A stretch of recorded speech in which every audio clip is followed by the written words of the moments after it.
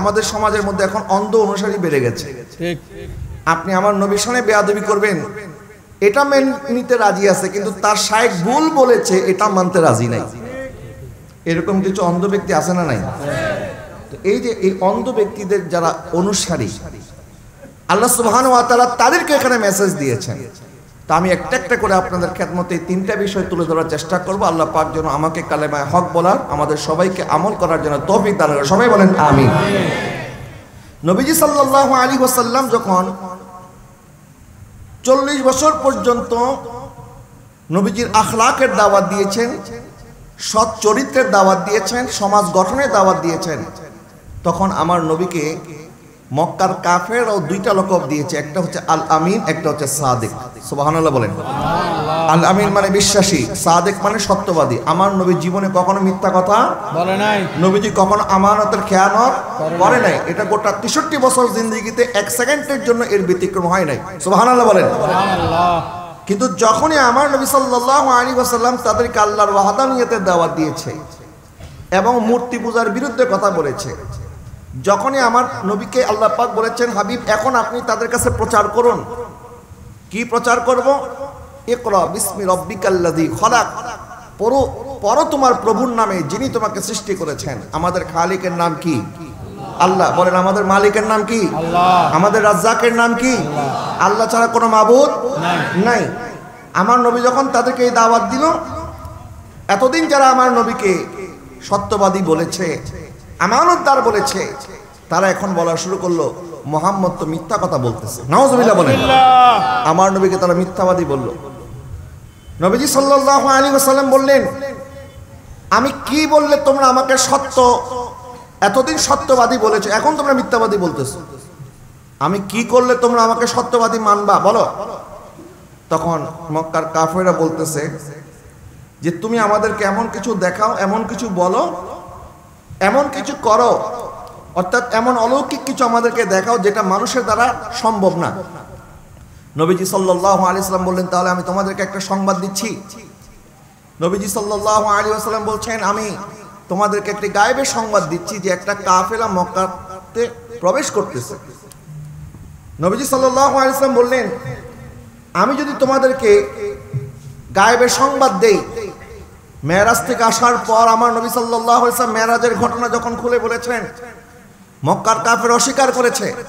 নবীজি সাল্লাল্লাহু আলাইহি ওয়াসাল্লাম বললেন, আমি তোমাদেরকে সংবাদ দিচ্ছি, আমি যখন ফেরত আসতেছি তখন দেখতেছি একটা কাফেলা হিজাজের দিকে, মক্কার দিকে আসতেছে। তারা সন্ধ্যা হওয়ার আগে মক্কায় প্রবেশ করবে। একটু জোরে বলেন না সুবহানাল্লাহ। এমনকি আমার নবী মসজিদে আকসার কতগুলি পিলার আছে, কতগুলি দরজা আছে, কতগুলি জানালা আছে, আমার নবী সব বলে দিয়েছে। সুবহানাল্লাহ বলেন। তো নবী শব্দের অর্থ হচ্ছে গায়েবের সংবাদদাতা। বলেন নবী শব্দের অর্থ কি? গায়েবের। নবীর কাছে সংবাদ দিয়েছেন কে? আল্লাহ। এখন আবার আমাদের দেশে কালকে একজন ব্যক্তি বক্তব্য দিয়ে সে বলতেছে নবী হচ্ছে সংবাদ বাহক, অর্থাৎ সাংবাদিকরা যে সংবাদ পরিবেশন করে, তো নবী শব্দের অর্থ হচ্ছে সংবাদ বাহক, মানে নবী একজন সাংবাদিক ছিলেন। একটু জোরে বলে না নাউজুবিল্লাহ। আচ্ছা, আমরা যে সমস্ত পত্র পত্রিকায় নিউজের মধ্যে যত সংবাদ পড়ি সব কি সত্য? এর মধ্যে মিথ্যা আছে না নাই? আছে। সাংবাদিকরা তো খবর একটা পাইলে সেটা ছাপায় দেয়, সত্য মিথ্যা তারা যাচাই বাছাই করে না। কিন্তু আমার নবীকে কখনো মিথ্যা সংবাদ দিয়েছে না, কখনো অসত্য সংবাদ দিয়েছে? সত্য মিথ্যার কোনো সংমিশ্রণ ঘটেছে আমার নবীর দাওয়াতের মধ্যে? না। বরং আল্লাহ পাক বলে যালিকাল কিতাবু লা রাইবা ফি, এটা এমন একটা কিতাব যেখানে ভুল থাকবে দূরের কথা, ভুল হওয়ার কোনো সম্ভাবনা নাই। এবং আমার নবী সাল্লাল্লাহু আলাইহি ওয়াসাল্লাম সাহাবী ছিলেন হাসান বিন সাবিত, বলছেন ওয়া আজমালু মিন কালাম তারাকাতু আইনি ওয়া আতিয়াবু মিন কালাম তালিদিন নিসাউ খুলিকতা মুবাররাম মিন কুল্লি আইবিন কাআন্নাকা কদ খুলিকতা কামা তাশাউ। আমার নবীর চরিত্রের মধ্যে কোনো ত্রুটি নাই। আলা হযরত বলেছেন ওয়া কামালে হুসনে হুজুর হে কে গুমানে নকশে জাহান নেহি यही ফুল খাল সে দূর হে यही শামআয়ে কে দুয়া নেহি। আরে ভুল থাকবে দূরের কথা, কোনো প্রকার সন্দেহ নাই ফুলের মধ্যে কাঁটা আছে। আমার নবী এমন ফুল যেই ফুলের মধ্যে কোনো কাঁটা নাই। সুবহানাল্লাহ। একটু জোরে বলেন না সুবহানাল্লাহ। তাহলে সাংবাদিক আর নবী কি এক নাকি? আচ্ছা, এখন যদি নবী অর্থ সাংবাদিক হয়, তাহলে সাংবাদিক অর্থ তো নবী হওয়ার কথা। কথা বলেন না ঠিক কিনা? তার মানে বোঝা গেল তারা সাংবাদিকদেরকে নবী মনে করে। জোরে বলেন না নাউজুবিল্লাহ। তো সাংবাদিক আরবি নবী করলে ঈমান থাকবে? দেখেন এই জাহেল বক্তা মূর্খ, সে বিভিন্ন সময় বিতর্কিত বক্তব্য দেওয়ার পর তারপরে বলে আমার মাথা ঠিক নাই। এর কি নাই মাথা? তো তোমার মাথা ঠিক নাই তো তুমি মাহফিলে কেন আসো? আর সে বলে মাথা ঠিক নাই, আর তার অন্ধ অনুসারীরা বলে আমার শাইখ যা বলছে ঠিক বলছে। তার মানে বোঝা গেল শাইখের মাথার মধ্যে গোবর, তার অনুসারীর মাথার মধ্যেও কি গোবর। আমার নবী সাল্লাল্লাহু আলাইহি ওয়াসাল্লামের শানে শব্দ চয়ন করার ক্ষেত্রে আপনারা দেখবেন তারা বিভিন্ন সময় ভুল বক্তব্য দেওয়ার কারণে অনেক সময় সরি বলে, কিন্তু নবীর শানে বেয়াদবি করার পর তারা উল্টো যুক্তি দেয়। জোরে বলেন না নাউজুবিল্লাহ। কেন কেন যুক্তি দেয়? কারণ আল্লাহ পাক তো তাদের কলবের মধ্যে মোহর মেরে দিয়েছেন, এবং আল্লাহ পাক ঘোষণা করেছেন আনতা হামাতা আমালুকুম ওয়া আনতুম লা তাশউরুন। নবীর সাথে বেয়াদবি করলে আল্লাহ পাক বলেছেন আমি তোমার আমল বরবাদ করে দেব, তোমরা বুঝতে পারবে না। তার মানে তার আমল বরবাদ হয়ে গেছে, সে এখনো বুঝতেই পারে নাই। কথা বলেন না ঠিক কিনা? অর্থাৎ বুঝার ক্ষমতা আল্লাহ পাক তাদের কাছ থেকে তুলে নেবেন। এটা যে তারা বেয়াদবি করছে একদিন দুই দিন তো নয়, আমরা তো আমাদের জন্ম লগ্ন থেকে দেখে আসতেছি এই দলটা, এই দলের এক একটা বক্তা তারা বিশ্ববিখ্যাত বেয়াদব। কথা বলেন ঠিক কিনা?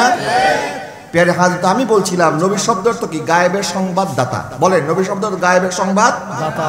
আমার নবী গায়েবের সংবাদ দিতে পারেন, এই ক্ষমতা আমার নবীর আছে না নাই? আল্লাহ পাক বলেছেন ওয়া আল্লামাকা মা লাম তাকুন তাআলাম। হাবিব আপনি যা জানতেন না আমি আল্লাহ আপনাকে সব জানিয়ে দিয়েছি। সুবহানাল্লাহ বলেন। তা আমার নবী যখন বললেন তাদেরকে যে আমি দেখেছি আসার সময় একটা কাফেলা মক্কায় প্রবেশ করতেছে, আসতেছে, সবাই সন্ধ্যা পর্যন্ত অপেক্ষায় দেখি তো সত্য কিনা। দেখা গেল সূর্য ডুবার আগে ওই কাফেলা মক্কায় প্রবেশ করেছে। সুবহানাল্লাহ। আমার নবীর সংবাদের মধ্যে কোনো ধরনের ভুল নাই। তো এই মক্কার কাফেরা যখন আমার নবীর সাথে তর্কে পারতো না, যুক্তিতে পারতো না, দলিলে পারতো না, দেখবেন মানুষ, কিছু মানুষ আছে তারা যখন যুক্তিতে হেরে যায়, দলিলে হেরে যায়, তখন গালাগালি শুরু করে। ঠিক। কারণ গালাগালি করাই হচ্ছে ওই সমস্ত লোকদের একমাত্র হাতিয়ার।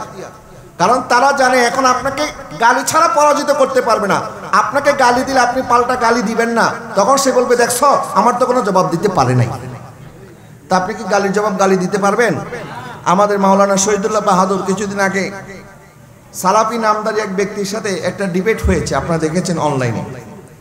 ডিবেটটা হয়েছে যে নবীজি ইরশাদ করেছেন আনা মদিনাতুল ইলম ওয়া আলীউন বাবুহা, আমি হচ্ছে ইলমের শহর আর আলী হচ্ছে সেই শহরের দরজা। সুবহানাল্লাহ বলেন। এই হাদিসটা নিয়ে, এই হাদিসটা আমাদের শহীদুল্লাহ বাহাদুর বলেছেন এটা হচ্ছে হাসান সহিহ হাদিস, আর ওই ব্যক্তি বলেছে এটা হচ্ছে জাল হাদিস। এই কথার উপরে ডিবেট হয়েছে। আপনারা সবাই ডিবেট দেখেছেন, ডিবেটের মধ্যে সে কোনো জবাব দিতে পারে নাই। মাওলানা শহীদুল্লাহ বাহাদুর বিভিন্ন কিতাব থেকে রেফারেন্স দিয়েছে, আর সে রেফারেন্সের জবাব না দিয়ে সাকালি বকাবকি করছে, চিল্লাচিল্লি করছে।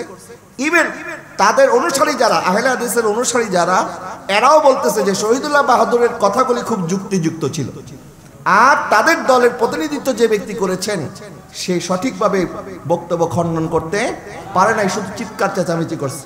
আচ্ছা, বাহাস হয়ে গেছে, সবাই জেনে গেছে এই বাহাসের মধ্যে আমাদের সুন্নিয়াতের প্রতিনিধিত্বকারী মাওলানা শহীদুল্লাহ বাহাদুর বিজয়ী হয়েছে। এখন এই ব্যক্তি কালকে একটা বক্তব্যের মধ্যে বলতেছে আমি একটা মুশরিকের সাথে বাহাস করতে গেছিলাম। জোরে বলেন না নাউজুবিল্লাহ।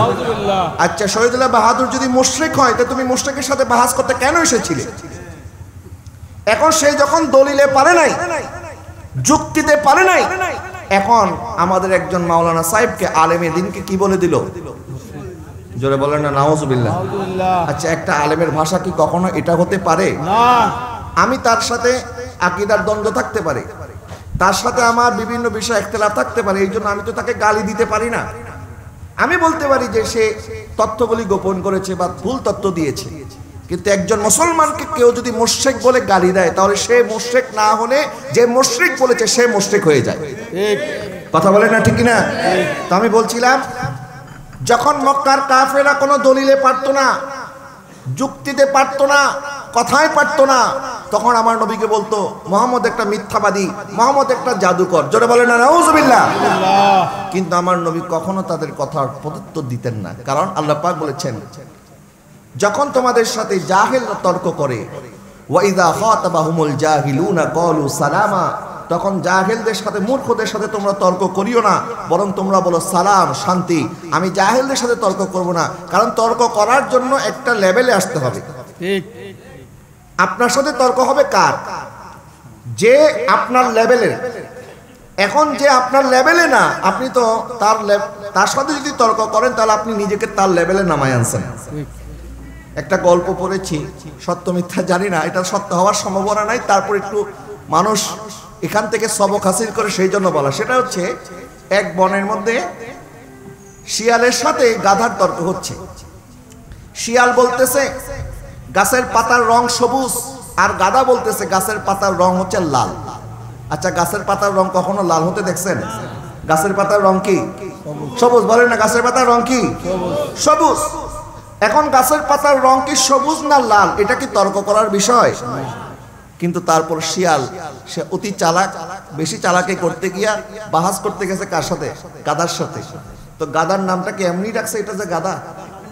গাধা তো গাধাই, এই জন্য গাধাই বলতেছে কি গাছের পাতার রং কি? লাল। এখন শিয়াল বলতেছে না, তোমার কথা আমি মানবো না, বিচার করবে বনের রাজা সিংহ। সিংহর কাছে গেছে। এখন সিংহ জিজ্ঞাসা করছে শিয়াল কি হয়েছে? বলে দেখেন মহামান্য আদালত, এই গাদার বাচ্চা গাদাই বলতেছে গাছের পাতার রং নাকি লাল। আপনি বলেন কত বড় গাদা হইলে সে গাছের পাতার রং লাল বলতেছে? তো বলে তো তুমি বলো গাছের পাতার রং কি? বলে সবুজ। এখন সিংহ ফয়সালা করতেছে যে গাদাকে ছেড়ে দেওয়া হোক আর শিয়ালকে আটক করা হোক। এখন শিয়ালকে যখন আটকাইছে, শিয়াল বলতেছে আপনি আমার প্রতি অবিচার করলেন। বলে কোনো অবিচার করি নাই, আমি সঠিক বিচার করেছি। বলে আমার অপরাধটা কি? বলে তোমার অপরাধ তুমি গাদার সাথে তর্ক কেন করেছো?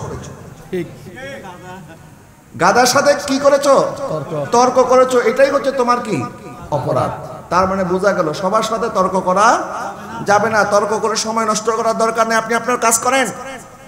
আপনি মানুষের সাথে তর্ক করতে গিয়ে যে সময় নষ্ট করবেন, এই সময় আপনি অনেক প্রোডাক্টিভ কাজ করতে পারবেন। পেয়ারে হাজরাত, আমি বলছিলাম আমার নবী সাল্লাল্লাহু আলাইহি ওয়াসাল্লাম কখনো তাদের জবাব দিতেন না। যখন তারা আমার নবীর সাথে বেয়াদবি করত, আমার আল্লাহ পাক তখন আমার নবীর মর্যাদাকে আরো বহুগুণে বাড়িয়ে দিতেন। সুবহানাল্লাহ। আরেকটু জোরে বলেন না সুবহানাল্লাহ। যখন তারা বলেছেন আপনি তো কোনো রাসূল না, তখন আল্লাহ সুবহানাহু ওয়া তাআলা ইরশাদ করেছেন ইয়াসিন ওয়াল কুরআনিল হাকিম ইন্নাকা লামিনাল মুরসালিন, নিশ্চয় আপনি আমার প্রেরিত একজন রাসূল। সুবহানাল্লাহ বলেন। যখন তারা আমার নবীকে বলেছেন মুহাম্মদ নির্বংশ, আমার আল্লাহ পাক বলেন ইন্না আতাইনাকাল কাউসার ফাসাল্লি লিরাব্বিকা ওয়ানহার ইন্না শানিয়াকা হুয়াল আবতার। মাহবুব আপনি নির্বংশ নয়, বরং যারা আপনার দুশমন তারাই হচ্ছে নির্বংশ। সুবহানাল্লাহ বলেন। সুবহানাল্লাহ। আমার নবীকে সান্ত্বনা দিয়েছেন কে? আল্লাহ। আল্লাহ। আমার নবীকে যখন তারা কষ্ট দিত, এমন একটা মুহূর্ত চলে এসেছে যখন আমার নবীর সাথে আল্লাহ সুবহানাহু ওয়া তাআলা কয়েকদিন হয় আল্লাহ পাক ওহী নাজিল করছেন না। যখন ওহী নাজিল হচ্ছে না, আর কাফের এসে আমার নবীকে জিজ্ঞাসা করতো মুহাম্মদ তুমি তো নতুন কোন সূরা বলতে পারতেছো না, নতুন কোন সংবাদ আমাদেরকে দিচ্ছ না, তোমার আল্লাহ কি তোমার সাথে কথা বন্ধ করে দিছে? নাউজুবিল্লাহ বলেন না। নাউজুবিল্লাহ। তারা তো আমার নবীর কোনো কথা এমনি মানতো না। তারপর আমার নবীকে একটু বিরক্ত করার জন্য, কষ্ট বাড়িয়ে দেওয়ার জন্য, নবীর সাথে বেয়াদবি করার জন্য তারা আমার নবীকে বারবার জিজ্ঞাসা করতো কি ব্যাপার মুহাম্মদ, তুমি তো নতুন কোন আয়াত আমাদেরকে পড়ে শোনাচ্ছ না, আমাদেরকে নতুন কোন সূরা তেলাওয়াত করে শোনাচ্ছ না, তার মানে মনে হয় তোমার রব তোমাকে ছেড়ে দিছে, তোমারে ভুলে গেছে। নাউজুবিল্লাহ বলেন। এরকম করে 1 মাস 2 মাস 3 মাস হতে হতে প্রায় 1 বছর হয়ে গেছে। জিবরিল আলাইহিস সালাম আসছে না, নতুন কোন আয়াত নাজিল হচ্ছে না, আর এইদিকে কাফেরা প্রশ্ন করার পর প্রশ্ন করেই যাচ্ছে। বারবার নবীকে দেখা হইলেই বিরক্ত করতেছে। তারা প্রোপাগান্ডা শুরু করে দিছে যে মুহাম্মদের নবুয়তি শেষ হয়ে গেছে, মুহাম্মদের কোনো ক্ষমতা নাই, কারণ তার রব তারে ছেড়ে দিছে, তারে ভুলে গেছে। জোরে বলেন না নাউজুবিল্লাহ। তা আমার নবীও যখন চলে যেতেন গার হেরায়, জিবরিল আলাইহিস সালাম আসছেন কিনা আমার নবী অপেক্ষায় থাকতেন, আল্লাহ কোনো কালাম পাঠাচ্ছে কিনা, এরকম করে কেটে গেল প্রায় 1 বছর। এটা আপনাদেরকে বোঝানোর জন্য বলতেছি, উদাহরণ দিচ্ছি শুধু। মানে তুলনা করতেছি না। দেখবেন আপনি যখন একটু বিপদে পড়বেন আপনার বন্ধুরও আপনার হাতটা ছেড়ে দিবে। কথা বলেন না ঠিক কিনা? আপনি হসপিটালে গেছেন, বন্ধুরে ফোন দিচ্ছেন, দোস্ত আমার তো অ্যাক্সিডেন্ট হয়েছে, আমি হসপিটালে। এই যে বন্ধু ফোন কাটবে, আপনি সুস্থ হওয়ার আগে আর ফোন ধরবেও না, মনে করবে মনে হয় আমার থেকে টাকা চাইব। আসলে হয়তো আপনি টাকা দেওয়ার জন্য ফোন দেন নাই, হয়তো আপনি তাকে আপনার কষ্টটা বলার জন্য ফোন দিয়েছেন। মানুষ যখন দেখে আপনি একটু কষ্টে আছেন, আপনার থেকে দূরে সরে যাবে। যেখানে আপনার তার সাহারার দরকার, যেখানে আপনার তার একটু সান্ত্বনা দেওয়ার দরকার, সেখানে আপনার সাথে দূরত্ব সৃষ্টি করে দেয়। এটা মানুষের নেচার। তো এখন নবীজি সাল্লাল্লাহু আলাইহি ওয়াসাল্লামের এই কষ্টের সময় সাহাবায়ে কেরাম সহ অন্যান্যরা আমার নবীর সাথে কেমন আচরণ করে আমার আল্লাহ এটাও লক্ষ্য করছে। যারা বলেন না সুবহানাল্লাহ।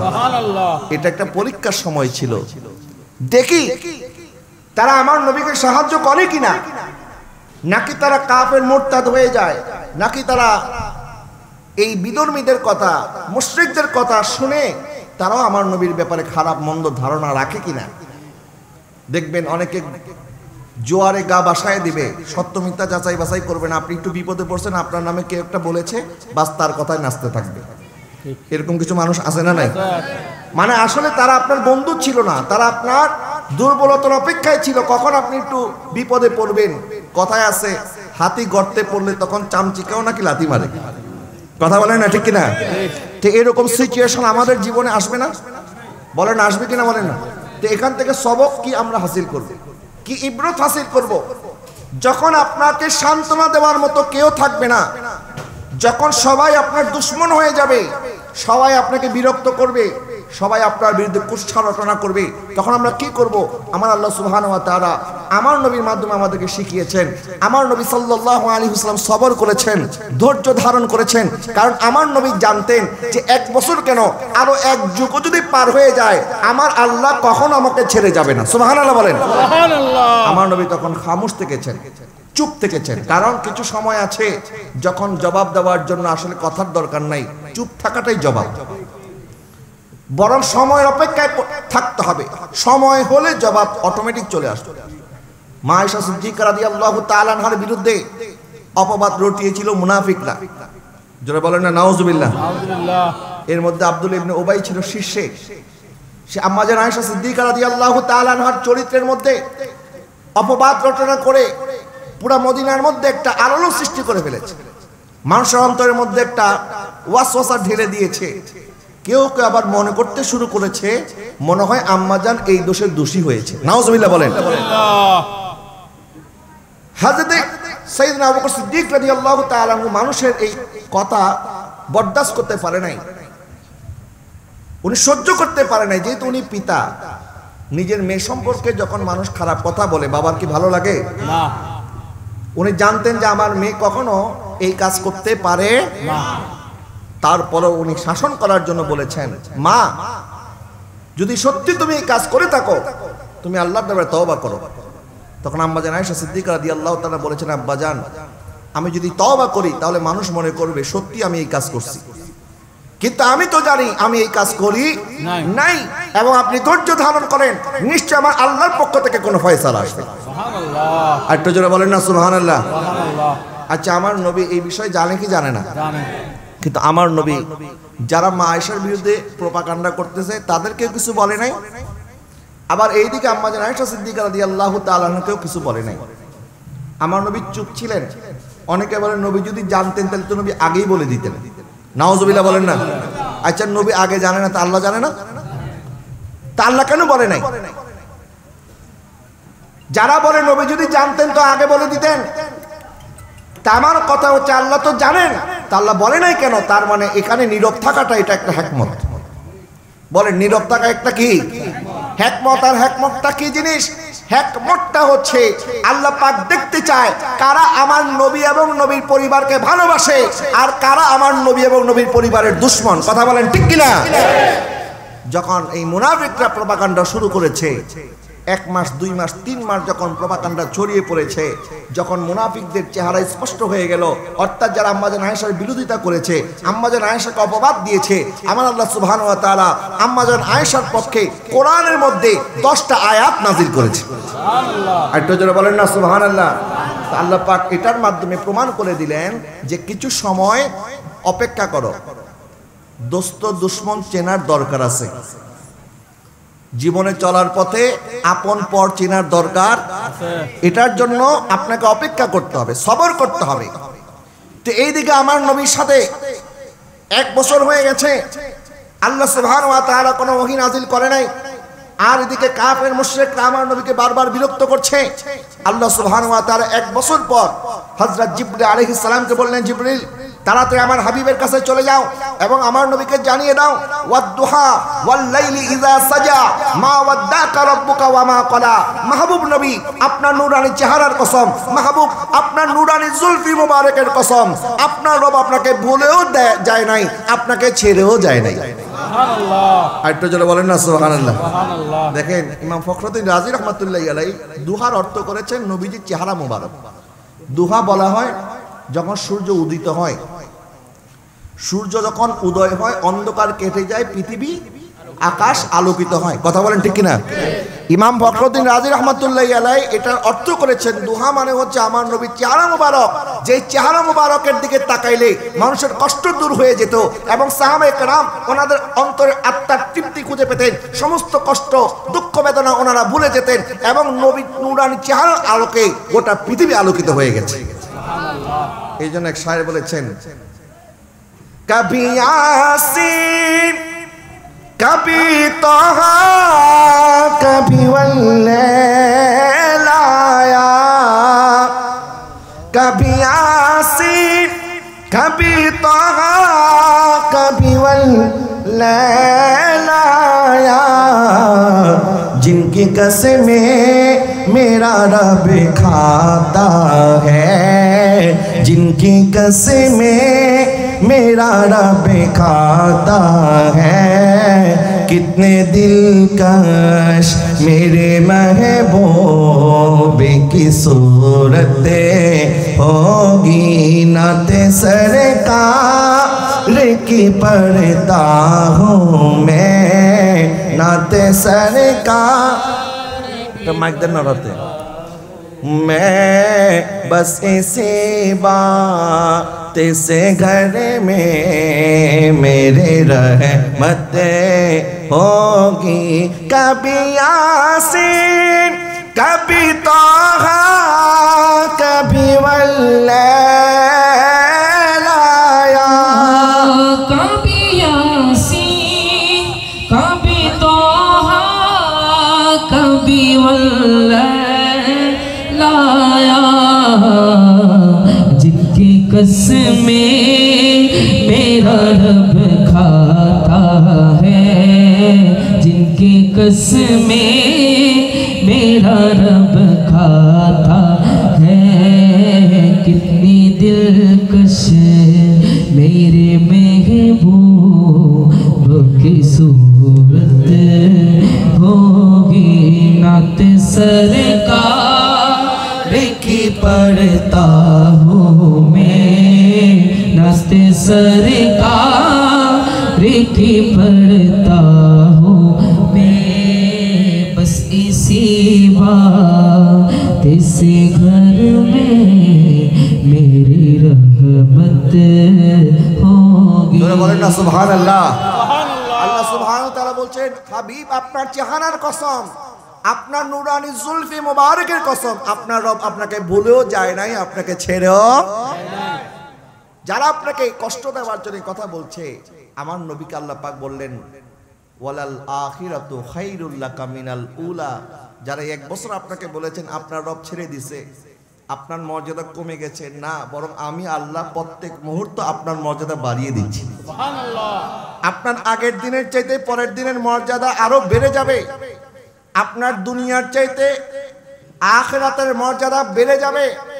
আমার নবী সাল্লাল্লাহু আলাইহি ওয়াসাল্লাম শুধুমাত্র এই জগতের নবী নয়, আমার নবী ত্রিভুবনের নবী। সুবহানাল্লাহ, জোরে বলেন না সুবহানাল্লাহ। কয় ভুবনের নবী? ত্রিভুবন মানে আমার নবী রূহের জগতেও নবী, আমার নবী দুনিয়ার জগতেও নবী, আমার নবী হাশরের ময়দানেও নবী। নবীর ক্ষমতা কখনো কমবে। যারা আমার নবীর ব্যাপারে বলে নবী ইন্তেকাল করেছেন, ইন্তেকাল করার কারণে নবীর ক্ষমতা কমে গেছে, নাউজুবিল্লাহ বলেন, তাদের ঈমান নাই। বলেন তাদের কি নাই? ঈমান। বরং নবীজি ইন্তেকালের মাধ্যমে, নবীজি রওজা মোবারকে যাওয়ার মাধ্যমে বরং নবীর ইজ্জতকে বাড়িয়ে দিয়েছেন কে? আল্লাহ। ক্ষমতাকে বাড়িয়ে দিয়েছেন কে?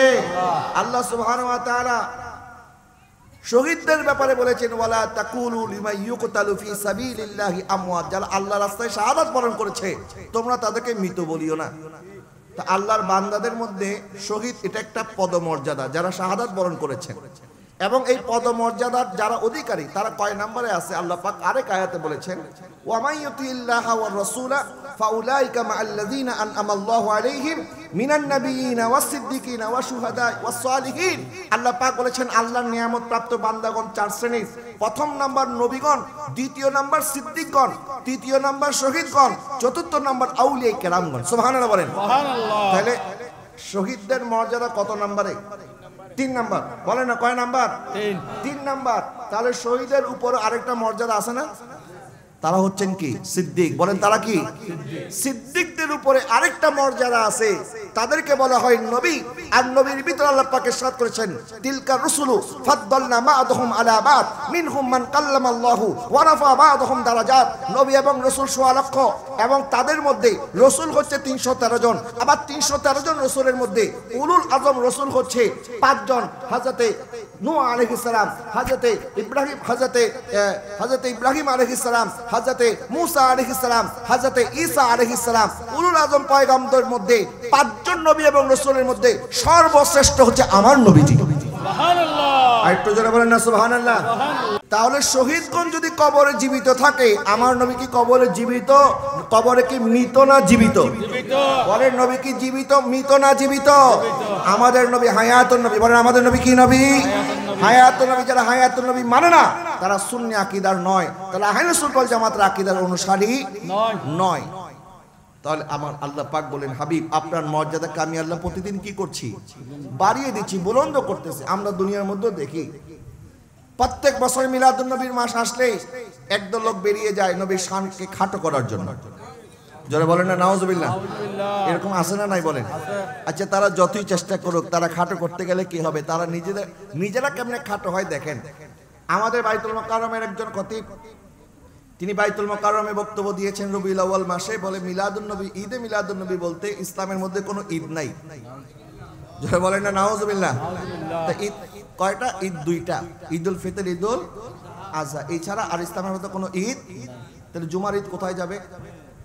জুমার দিন ঈদের দিন না? আরাফার দিন কিসের দিন?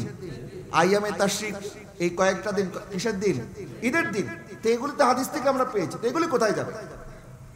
আর আমরা ঈদে মিলাদুন নবী বলি, আমরা এটাকে ঈদুল ফিতর আর ঈদুল আজহার মতো মনে করি না। কারণ ঈদুল ফিতর, ঈদুল আজহা পালন করা ওয়াজিব। আর আল্লাহ পাক ঈদে মিলাদুন নবী আমাদের জন্য ওয়াজিব করে নাই। কেন? কারণ আল্লাহ দেখতে চায় আমি ওয়াজিব না করে দেখবো আমার মাহবুব উপলক্ষে আমার মাহবুবকে পেয়ে কারা কারা খুশি উদযাপন করে। সুবহানাল্লাহ। আর একটু জোরে বলেন না সুবহানাল্লাহ। এটা তো ইমানদাররা আমার নবীকে পেয়ে সবসময় খুশি। কথা বলেন না, ঠিক না? তা আমরা খুশিটা বোঝানোর জন্য আমরা এটাকে বলি ঈদে মিলাদুন নবী। এটা আমরা নতুন কোনো ঈদ বানাই নাই। আরব দেশে যান, সেখানে স্বাধীনতা দিবসকে তারা ঈদ বলে, আরব দেশের শ্রমিক দিবসকে ঈদ বলে, তাদের বিজয় দিবসকে তারা ঈদ বলে। তো এরকম ঈদ তো অনেক আছে। আমাদের সেই সমস্ত ভাইদের কিছু কিছু লোক যখন জেলখানা থেকে বের হয়েছে, তখন তারা বলেছে আজকে আমাদের নেতা জেলখানা থেকে সারা পাইছে, আজকে আমাদের ঈদের দিন। বলে নাই? বলছে কি বলে নাই? বলেছে। তো তারা বলতেছে ঈদের দিন, সেখানে ফতোয়া নাই। বাইতুল মুকাররমের মধ্যে দাঁড়িয়ে বলে দিলেন ঈদে মিলাদুন নবী যারা করে এটা বেদাত, এটা শরীয়তের মধ্যে নতুন ঈদ তারা আবিষ্কার করেছে। কিন্তু কত কিছুদিন আগে যখন সনাতন ধর্ম অবলম্বী যারা তারা তাদের পূজা যখন উদযাপন করছে, তখন দলে দলে দাড়ি টুপিওয়ালারা সেখানে পূজা উদযাপন করার জন্য সেখানে গেছে। যায় নাই? যায় নাই? শুধু গেছে না, সেখানে গিয়ে গীতাও পাঠ করছে। আবার যে প্রাসাদ তারা তাদের মূর্তির নামে উৎসর্গ করা, সে প্রাসাদও তারা খেয়েছে।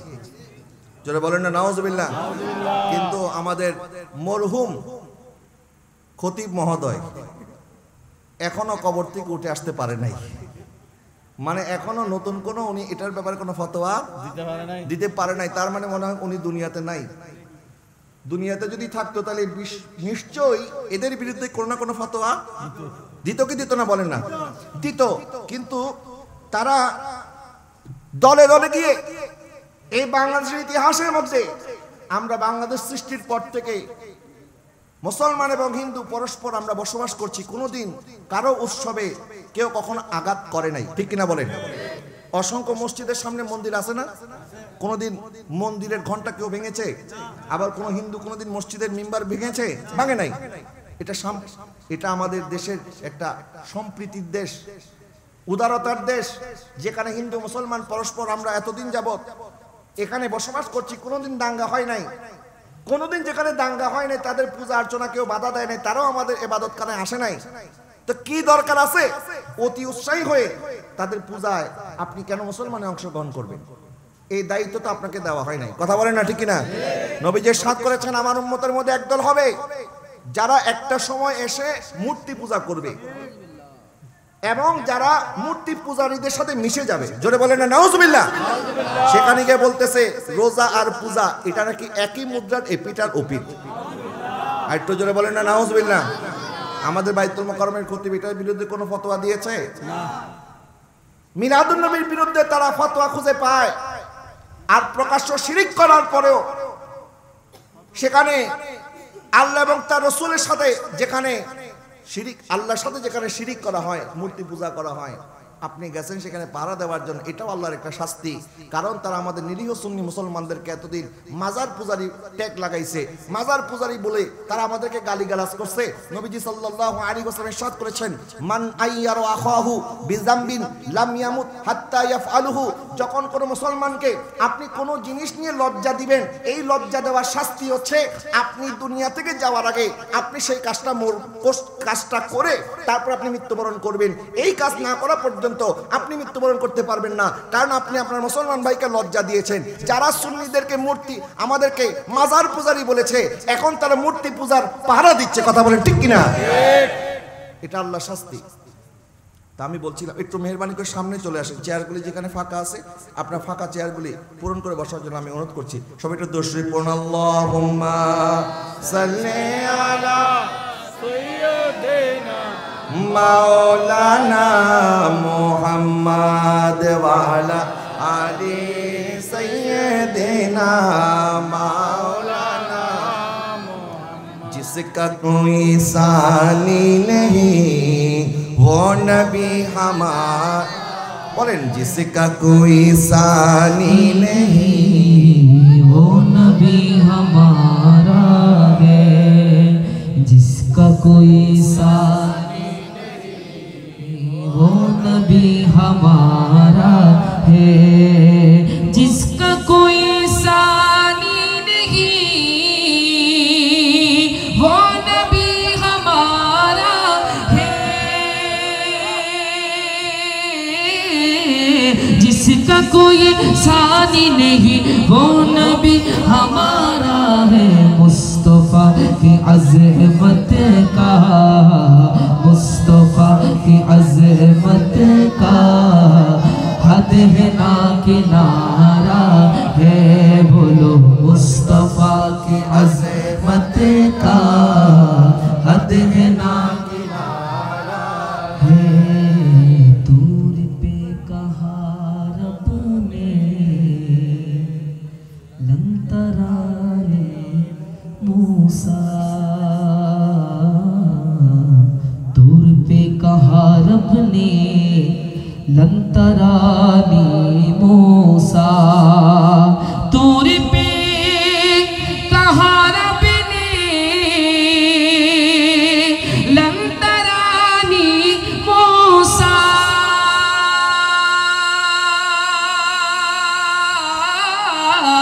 दूर पे कहा रब ने लंतरानी मूसा, लेकिन मेरे आका को, लेकिन मेरे आका को रब ने अर्श पर बुलाया है, लेकिन मेरे अपने अर्श पर बुलाया है जिसका कोई सानी नहीं वो नबी हमारा। আমার নবীর কোনো তুলনা বলেন, আমার নবীর কোনো তুলনা। আল্লাহ পাক ইরশাদ করেছেন ওয়ালাল আখিরাতু খায়রুল লাকা মিনাল উলা। মাহবুব নবী আপনার শানকে আমি আল্লাহ বহুগুণে বাড়িয়ে দেব। প্রত্যেক দিন আমার নবীর শানকে বাড়িয়ে দিচ্ছেন কে? আল্লাহ। নবীর শান ইজ্জত আজমত আস্তে আস্তে আরো আগে থেকে দ্বিগুণ হচ্ছে। গত বছর মিলাদুন নবী যা হয়েছে এই বছর আরো ডবল হয়েছে।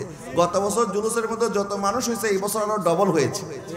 কথা বলে না ঠিক কিনা? আস্তে আস্তে মানুষ বুঝতে শুরু করছে যারা আমার নবী সাল্লাল্লাহু আলাইহি ওয়াসাল্লামের মিলাদের বিরোধিতা করে। কিছুদিন আগে আমাদের আল আজহার বিশ্ববিদ্যালয়ের অনেক বড় একজন শেখ, যিনি একসময় প্রেসিডেন্ট ছিলেন এবং হাফিজুল হাদিস, 1 লক্ষ হাদিসের হাফেজ, জোরে বলেন সুবহানাল্লাহ। হাফিজুল হাদিস আল্লামা আহমদ ওমর হাশিম রাহমাতুল্লাহি আলাইহি, উনি সারা জীবন মিলাদুন নবীর পক্ষে বলেছেন। সুবহানাল্লাহ বলেন। আজকে ওনার ইন্তেকালের পর আমি দেখলাম বাংলাদেশের বিভিন্ন ঘরানার আলেম ওলামা তারা এটার শোক জানিয়েছে। কারণ ওনার মতো এরকম বড় মুহাদ্দিস এই পৃথিবীর জমিনে এখন আর দ্বিতীয় আর কেউ নাই। এমন একজন বড় মাপের উঁচু মাপের একজন আলা মাপের মুহাদ্দিস তিনি ছিলেন এবং ওনার সরাসরি ছাত্রত্ব গ্রহণ করার সৌভাগ্য আমার হয়েছে। এবং আপনারা দেখেছেন তার ওনার জানাজার নামাজের মধ্যে শাইখুল আজহার, মিশরের ধর্মমন্ত্রী, মিশরের গ্র্যান্ড মুফতি এবং আজহারের যত শিক্ষক ছাত্র, হাজার হাজার ছাত্রের অংশগ্রহণে সেখানে জানাজার নামাজ হয়েছে এবং জানাজার নামাজ পড়ে সবাই সম্মিলিত হাত তুলে মোনাজাত করেছে। সুবহানাল্লাহ। এই দেশের মধ্যে অনেক আজহারি আছে কিন্তু তারা আজহারের আকীদা লালন করে না, সেখানে পড়ে আসে কিন্তু আজহারের আকীদার বিরোধিতা, আজহারের আকীদার বিরোধী আকীদা তারা লালন করে। এবং এক তো আজহার আকীদার বিরোধী আকীদা লালন করে আবার নিজেকে আজহারি পরিচয় দেয়। আমি বলবো তাদের আজহারি পরিচয় দেওয়ার কোনো অধিকার নাই, কারণ আপনি তো আজহার আকীদা মানেন নাই, আজহারের মানহাজ আপনি মানেন না। তা আমাদের মিশর আল আজহার বিশ্ববিদ্যালয়ে আমরা দেখেছি আমাদের সুন্নি আকীদার চর্চা সেখানে হয় এবং সেখানে সুন্নি আকীদা মতে গত 1100 বছর যাবত আজহার বিশ্ববিদ্যালয় পরিচালিত হচ্ছে। আলহামদুলিল্লাহ বলেন। এখন দিন যতদিন যাচ্ছে মানুষ সত্যটা জানতেছে না। আগে এক সময় বলতো যে বাংলাদেশ, পাকিস্তান, ভারত ছাড়া পৃথিবীর কোথাও মিলাদুন নবী নাই। এখন দেখা যায় পৃথিবীর মিলাদুন নবী নাই এমন কোনো দেশ নাই। কথা বলেন ঠিক কিনা? এখন দিন যত যাচ্ছে মানুষের কাছে সত্য প্রমাণিত হচ্ছে এবং মানুষ সঠিকটা বুঝতে পারছে। আর আমাদের দেশে যে সকল রাজনৈতিক বক্তা মঞ্চের মধ্যে বসে বসে রাজনীতির কথা বলেন, সামনে ভোট আসতেছে এই জন্য সাংবাদিককে খুশি করতে গিয়ে আমার নবীকে সাংবাদিকের সাথে তুলনা করেছে। যারা বলেন না নাউজুবিল্লাহ। হিন্দুদের ভোট পাওয়ার জন্য মন্দিরে মন্দিরে দৌড়াইছে, তো তোমার কথায় সাংবাদিকরাও খুশি হবে না, হিন্দুরাও ভোট দিবে না। কথা বলেন ঠিক কিনা? কারণ ইজ্জত দেওয়ার মালিক একজন, তিনি কে? আল্লাহ। তা আল্লাহর উপরে ভরসা ছেড়ে দিয়ে তুমি গেছো মন্দির পাড়া দেওয়ার জন্য, তোমার তা আল্লাহর প্রতি কোনো ভরসাই নাই। 7% হিন্দু তোমাকে ভোট না দিলে কি আসে যায়, কিন্তু তুমি তাদের ভোট পাওয়ার জন্য, মূর্তি পাহারা দেওয়ার জন্য সেখানে তুমি গেছো। বাংলাদেশের মধ্যে আমরা কোনোদিন দেখি নাই আলেম ওলামারা কোনোদিন তারা সেখানে পরিদর্শনে গিয়েছে। আচ্ছা বলেন তো, আমাদের মাহফিলের মধ্যে যদি এখানে একজন হিন্দু পুরোহিত আসে আমাদের কাছে কেমন লাগে? আমাদের ইবাদতখানার মধ্যে তারা আসলে আমাদের যেমন খারাপ লাগে, তাদের এই সমস্ত পূজা অর্চনার মধ্যে গিয়ে আমাদের মতো দাড়ি টুপিওয়ালা গেলে এদেরও তো একটু আনইজি ফিল হয় যে ওনারা এখানে আসতেছে কেন। আবার দেখলাম ধর্মমন্ত্রী একজন আলেম মানুষ, সেখানে উনি বসে বসে ওই মেয়েরা নাচানাচি করতেছে, এটাও উনি বসে বসে দেখতেছে। জোরে বলেন না নাউজুবিল্লাহ। তা আপনি ধর্মমন্ত্রী হয়েছেন দেখে কি হয়েছে? সেখানে আপনি আরেকজন প্রতিনিধি পাঠিয়ে দিতেন, আপনাকে কেন যেতে হবে? তা আমরা নতুন বাংলাদেশের স্বপ্ন দেখেছিলাম, কিন্তু দেখতেছি এখন নতুন বাংলাদেশ না, সামনে যে কি হবে আল্লাহই ভালো জানে। কারণ ইসলামের নামে তারা এখন অপরাজনীতি শুরু করেছে। তারা মিলাদুন নবীকে বলে নবীর যুগে মিলাদুন নবী ছিল না, এইভাবে মিলাদুন নবী হয় নাই। কিন্তু আমার নবীর যুগে কি এইভাবে ভোটাভুটি হয়েছে? ভোটাভুটির মাধ্যমে নেতা নির্বাচিত করা এটা কি ইসলামের মধ্যে আছে? গণতন্ত্র ইসলামের মধ্যে আছে? তো গণতন্ত্র ইসলামের মধ্যে নাই। এটা তারা করতেছে ঠিকই, আর নবীর মিলাদের বিরুদ্ধে বেদাতের ফতোয়া দিচ্ছে। তো আমি বলছিলাম বাবা, দিন যত যাচ্ছে তাদের মুখোশ উন্মোচিত হচ্ছে, মানুষ সত্যটা বুঝতে পারতেছে, ঠিক কিনা বলেন? প্যারে হাজরিন, তো আল্লাহ পাক বলেন, মাহবুব আপনার শান, আপনার মর্তবা মর্যাদা আমি আল্লাহ আগের দিনের চেয়ে পরের দিন আরো বাড়িয়ে দেব। আপনার প্রত্যেক দিন প্রমোশন, সুবহানাল্লাহ বলেন। অনেকের প্রমোশন হয় 5 বছর 10 বছর চাকরি করার পর, তারপরে প্রমোশন হয়। কিন্তু আমার নবীকে আল্লাহ পাক বলেন, হাবিব আপনাকে আমি প্রত্যেক সেকেন্ডে মুহূর্তে মুহূর্তে আপনার মর্যাদাকে আমি আল্লাহ বাড়িয়ে দিচ্ছি। আল্লাহ কতটুকু বাড়াবেন? আমার আল্লাহ পাক ইরশাদ করেছেন, আসা আইয়াব আসাকা রব্বুকা মাকামাম মাহমুদা। আমার নবীর মর্যাদা এমন পর্যায়ে আল্লাহ পৌঁছিয়ে দিবেন, কিয়ামতের ময়দানে আল্লাহ পাক আমার নবীকে মাকামে মাহমুদে বসাবেন। সুবহানাল্লাহ। যেখানে কেউ বসবে দূরের কথা, যেখানে বসার কে কল্পনা করতে পারে নাই। আমার নবী সাল্লাল্লাহু আলাইহি ওয়াসাল্লামকে তারা অবজ্ঞা করেছিল, অবহেলা করেছিল।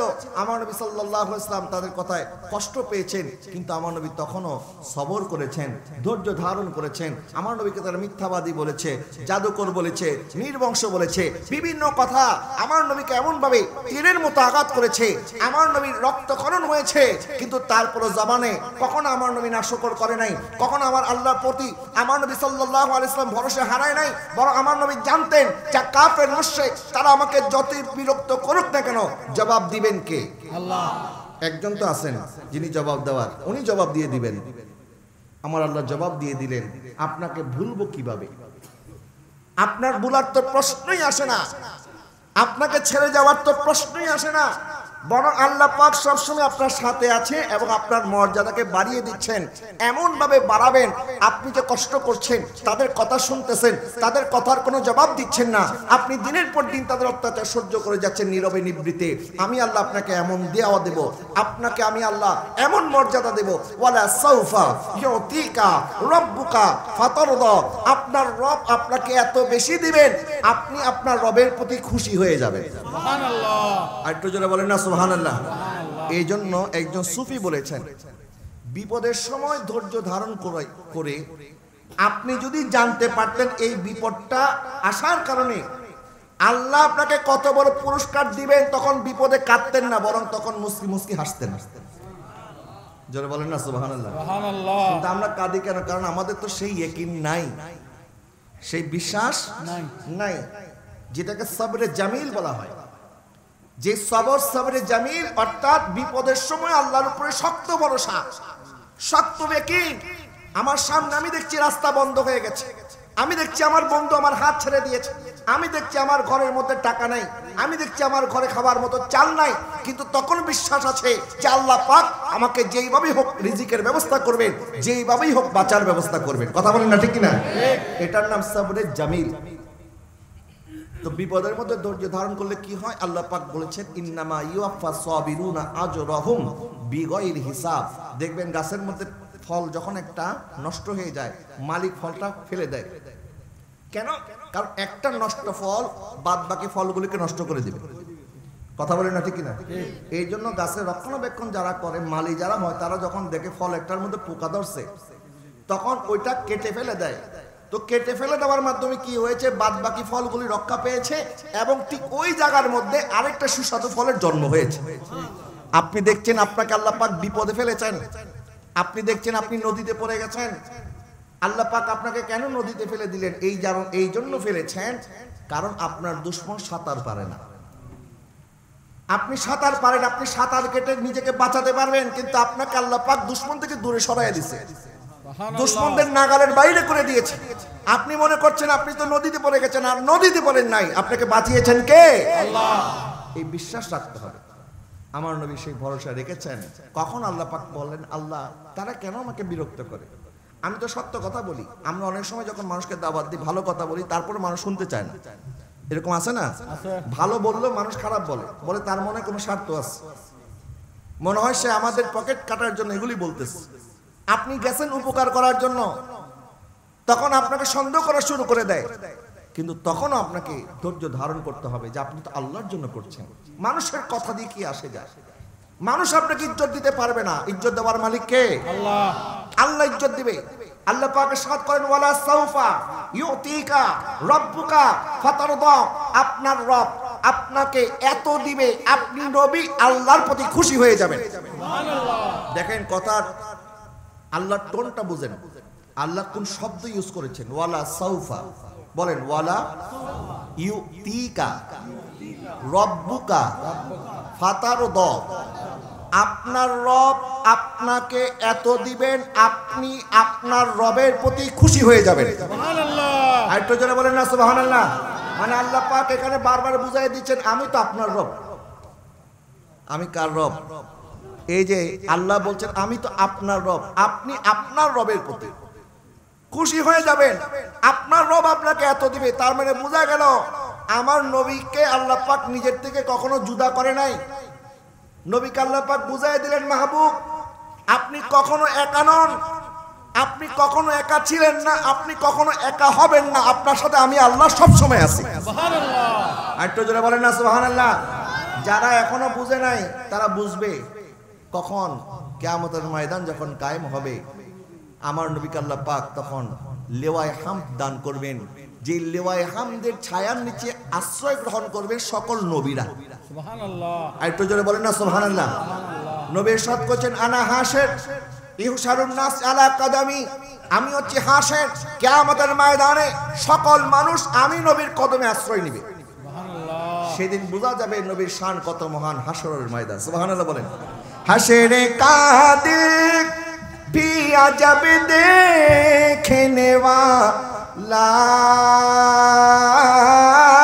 होगा, हश्र का दिल भी अजब देखने वाला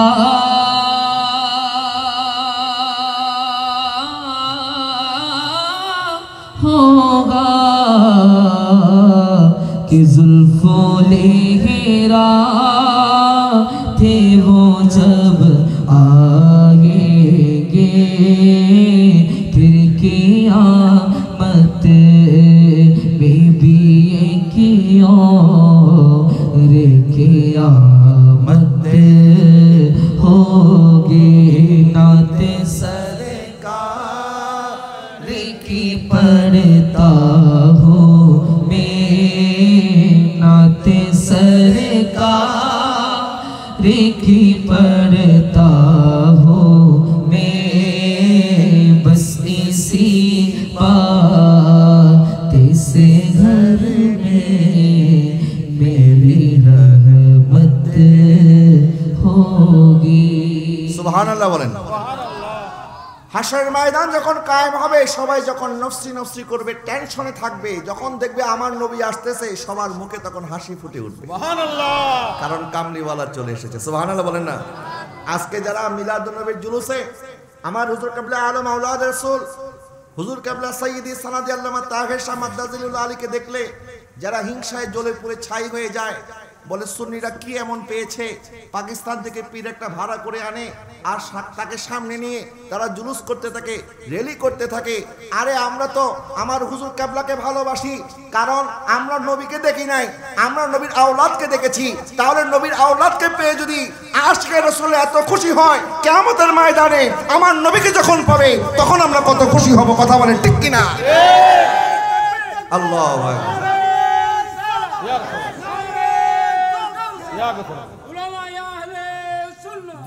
আমরা আমার নবীর আওলাদদেরকে মহব্বত করি আমার নবীর কারণে। সুবহানাল্লাহ, কথা বলে না ঠিক কিনা? আরে ট্রাকের মধ্যে কেন, আমরা যদি পারতাম আমাদের মাথার মধ্যে চড়িয়ে ওনাদেরকে জুলুস করতাম। কথা বলে না ঠিক কিনা? কারণ এই বাংলাদেশের মুসলমান আমার হুজুর কিবলা আলমদের কাছে আমরা ঋণী। কারণ ওনারা যদি 3000 কিলোমিটার দূর থেকে এসে এই দেশে জামিয়া প্রতিষ্ঠা না করতেন, আজকে লক্ষ লক্ষ আলেম এই দেশ পেত না। এই দেশের মসজিদের মধ্যে মিম্বারের মধ্যে বসে বসে এজিদিরা আমার নবীর শানে বেয়াদবি করত, যদি আওলাদ রাসূলগণ এই দেশের মধ্যে শত শত মাদ্রাসা প্রতিষ্ঠা না করতেন। কথা বলেন ঠিক কিনা? আমরা ওনাদেরকে মাথায় চড়াবো না কোথায় চড়াবো এটা আমাদের বিষয়। তোমাদের তো মাথা ব্যথা কেন? মাথা ব্যথা হচ্ছে হিংসার কারণে। বলে আমরা সারা বছর ফতোয়াবাজি করি, আমাদেরকে মানুষ শুনেও না, আর ওনারা আসে আর মানুষের দিল জয় করে ফেলে। সুবহানাল্লাহ, সুবহানাল্লাহ বলেন না। সুবহানাল্লাহ। প্যারে হাজরিন, তো আমি বলছিলাম আমরা আমার নবীকে দেখি নাই, নবীর আওলাদকে পেয়ে যখন আমরা চেষ্টায় জুলুস করি, আজকে মুনাফিক যারা, তারা জ্বলতে থাকে আর বলতে থাকে তারা কি পেয়েছে আর কি পাইছে। এটা যদি তোমরা বুঝতে, তোমরা তো আমার হুজুরকে আপনার দামান ধরতা। ঠিক, কারণ তোমাদের নসিবের মধ্যে আছে আমির হামজার মতো পাগল ছাগল, তোমাদের নসিবের মধ্যে আছে তারেক মনোয়ারের মতো পাগল ছাগল।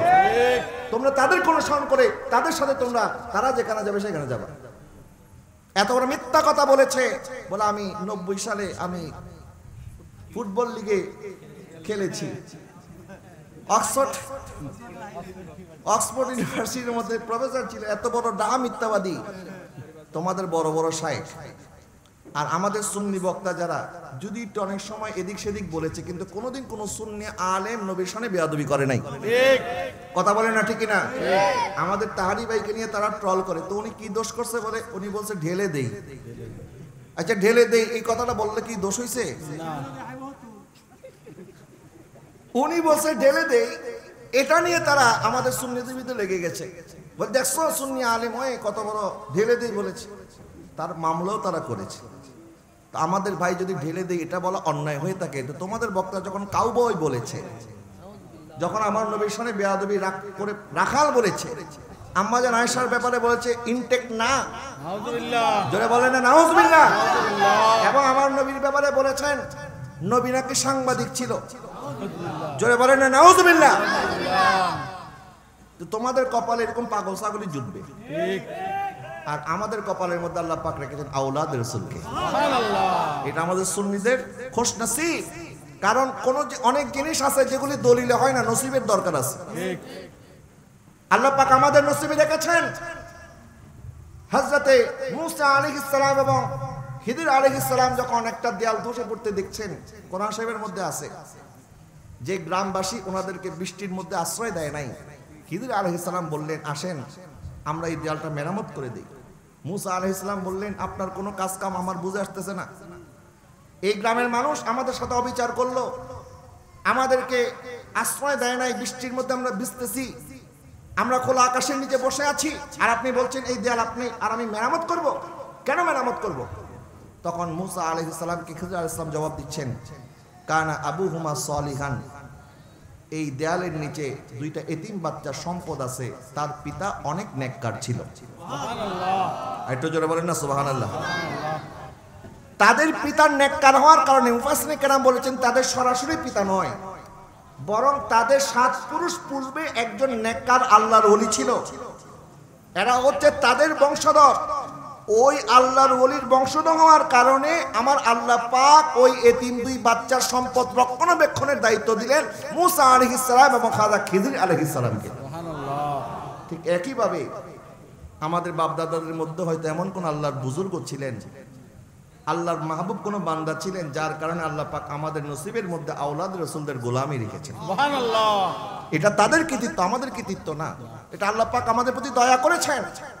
তা আমি বলছিলাম হাশরের ময়দানে আমার নবীর যেই জুলুস তারা দেখবে, সেদিন দেখার পরে তারা মেনে নেবে হ্যাঁ আসলে তো দুনিয়ার মধ্যে আমরা ভুল করছি, তখন তাদের আফসোসের আর কোনো সীমা থাকবে না। কিন্তু আলা হযরত বলেছেন আজ এলে উনকি পানা, आज मदद मांग उनसे फिर न मानेंगे क्या मत में अगर माने गया।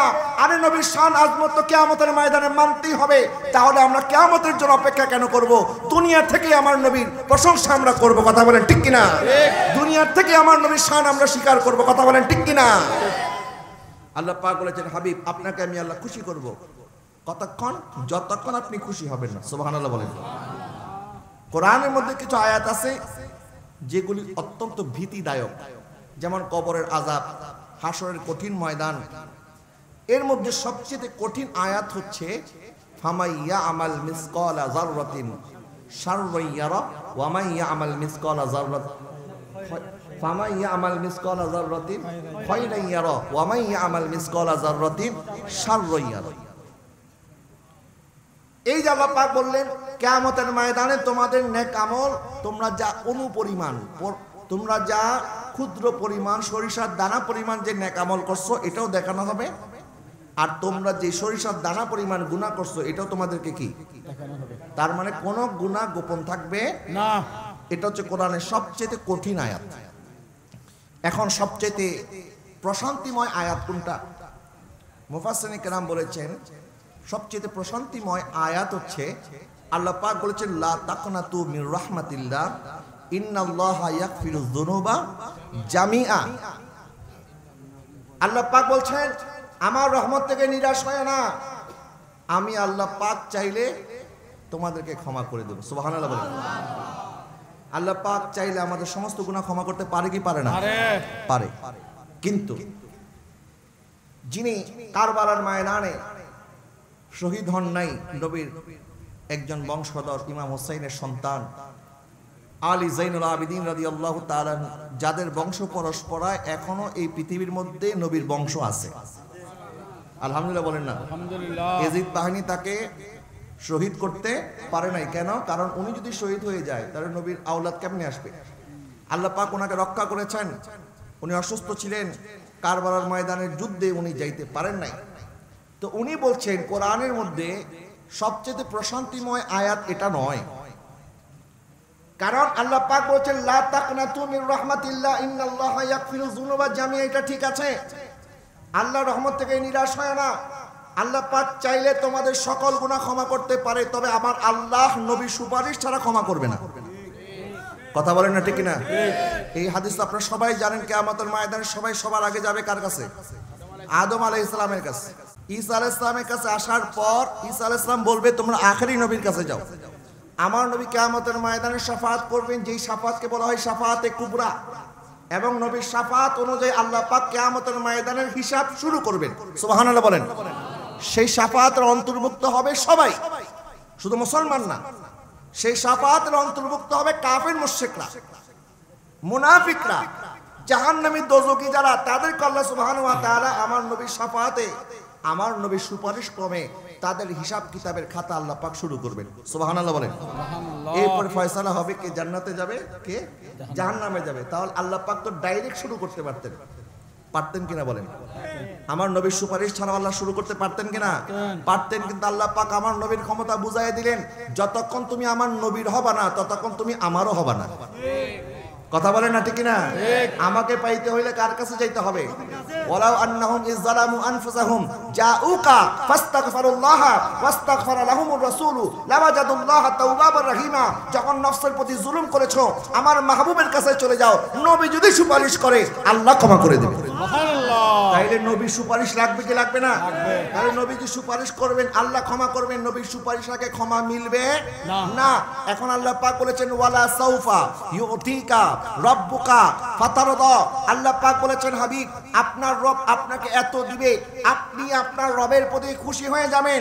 হযরত ইমাম যাইনুল আবিদিন রাদিয়াল্লাহু তাআলা বলেছেন কোরআনের মধ্যে সবচাইতে প্রশান্তিময়, সবচাইতে শান্তির আয়াত, আশাব্যঞ্জক আয়াত হচ্ছে এইটা।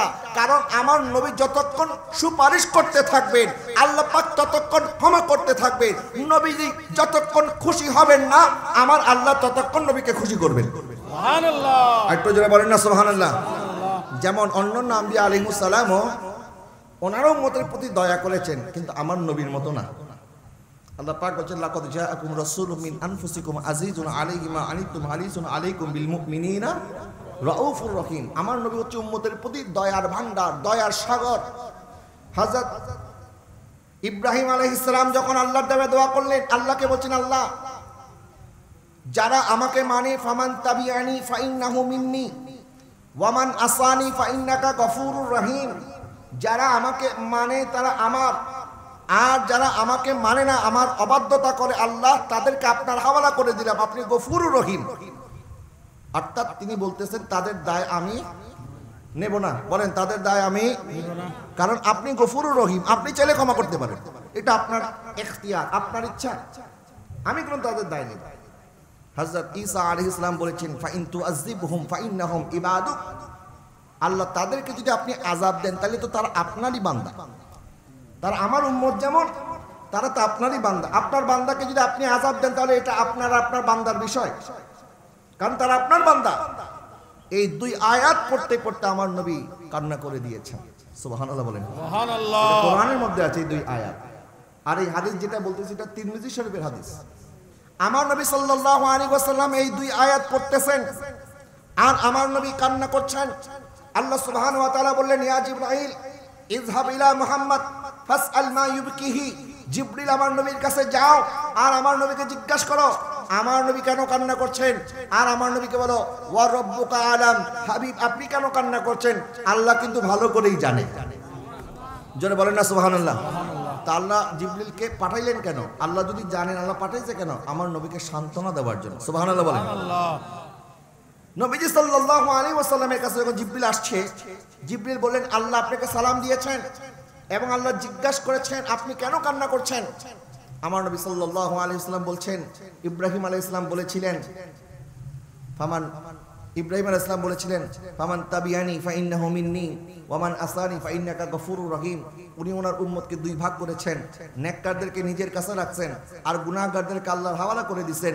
আর ঈসা আলাইহিস সালাম বলেছেন ফাইন তুআযিবহুম ফাইন্নাহুম ইবাদুক, আল্লাহ আপনি যদি আপনার বান্দাকে আযাব দেন তাহলে আপনার বান্দাকে আপনি আযাব দিচ্ছেন, তাহলে তারা আপনারই বান্দা, কিন্তু আমি এই কথা বলতে পারবো না। আল্লাহুম্মা উম্মতি, আল্লাহুম্মা উম্মতি, আল্লাহ আমার উম্মত, আল্লাহ আমার উম্মত। আমার পিতা হযরত ইব্রাহিম আলাইহিস সালাম একদিকে তো আমার নবীর দাদা হয়, একদিকে আমার নবীর পূর্বপুরুষ, বলতেছে ইব্রাহিম খলিলুল্লাহ। উনি যেমন উম্মতকে দুই ভাগ করছে, নেককারদেরকে নিজের কাছে রেখেছে আর গুনাহগারদেরকে আল্লাহর হাওয়ালা করে দিয়েছে, আল্লাহ আমিও আমার উম্মতকে দুই ভাগ করলাম, নেককারদেরকে আপনাকে দিয়ে দিলাম আর গুনাহগারদেরকে আমার রহমতের চাদরের নিচে আশ্রয় দিলাম। সুবহানাল্লাহ। আর একটু জোরে বলেন না সুবহানাল্লাহ। আর আল্লাহ সুবহানাহু ওয়া তাআলা বলে দিলেন হাবিব আপনার উম্মতের ব্যাপারে কিয়ামতের ময়দানে আমি আল্লাহ আপনাকে কোনো কষ্ট দেব না, আপনি কোনো কষ্ট করতে হবে না, কোনো চিন্তিত হতে হবে না তাদের বিষয়ে, কারণ আমি নবী, আপনি নবী, আমি আল্লাহর কাছে যা চাইবেন কিয়ামতের ময়দানে আমি আল্লাহ আপনার সমস্ত ইচ্ছা পূরণ করব।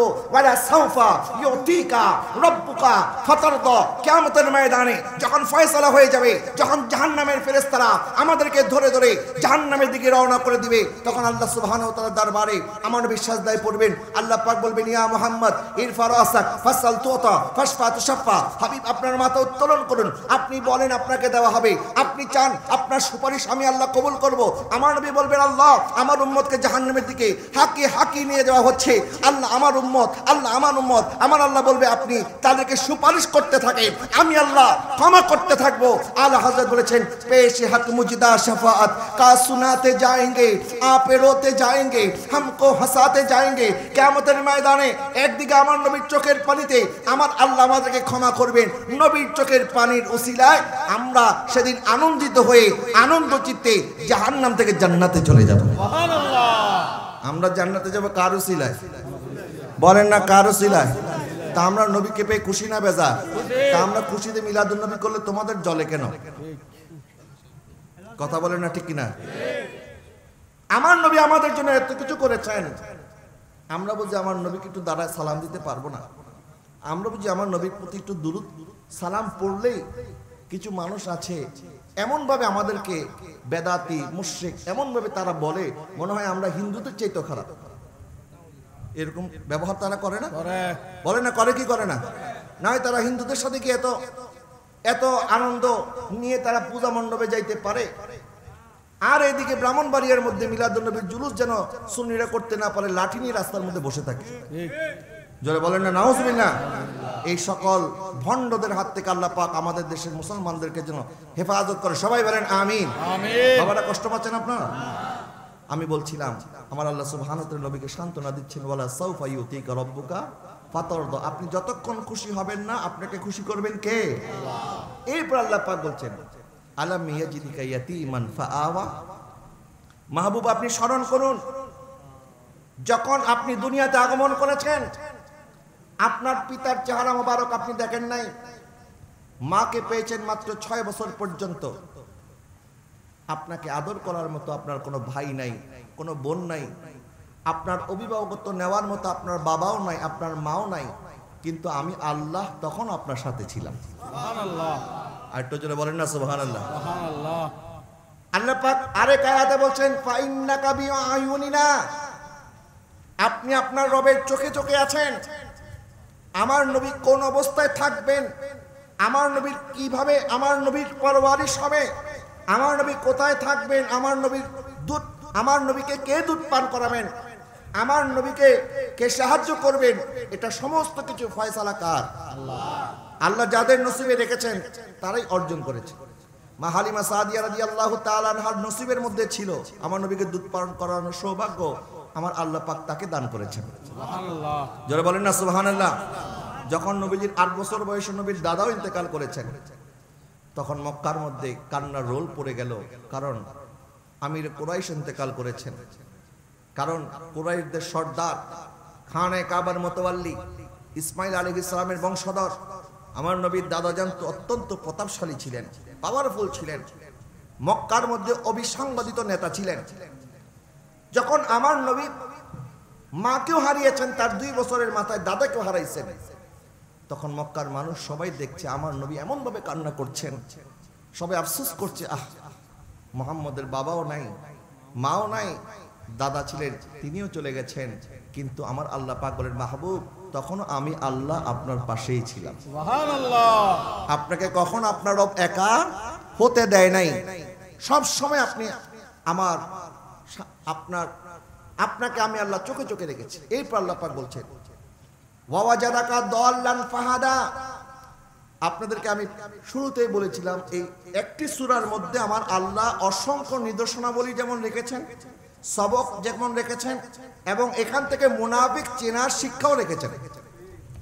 সেই আয়াতটা হচ্ছে এটা, আল্লাহ পাক ইরশাদ করেছেন ওয়াওয়াজাদাকা দাল্লান ফাহাদা। এখানে অনেকে অর্থ করেছেন যে আল্লাহ আপনাকে পথভ্রষ্ট পেয়েছেন।